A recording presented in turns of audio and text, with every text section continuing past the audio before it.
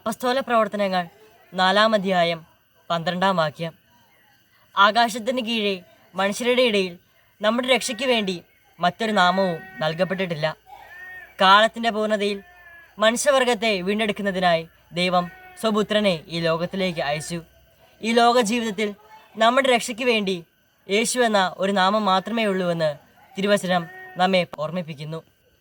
കാറ്റിലും കോളിലും അകപ്പെട്ട് ആടി ഒഴിഞ്ഞ തോണിയിൽ അലറിക്കരഞ്ഞ ശിഷ്യന്മാർക്ക് തൻ്റെ ശക്തി വെളിപ്പെടുത്തിയ മിശിഹ കനിവോടെ നമ്മെയും നോക്കുന്നുണ്ട്. ഒന്നു മാത്രമേ വേണ്ടൂ, അവിടുത്തെ രക്ഷകനും നാഥനുമായി സ്വീകരിക്കുക. അവിടുത്തെ നാമത്തിന് മീതെ മറ്റൊരു നാമമില്ല എന്ന് ഏറ്റുപറയുക.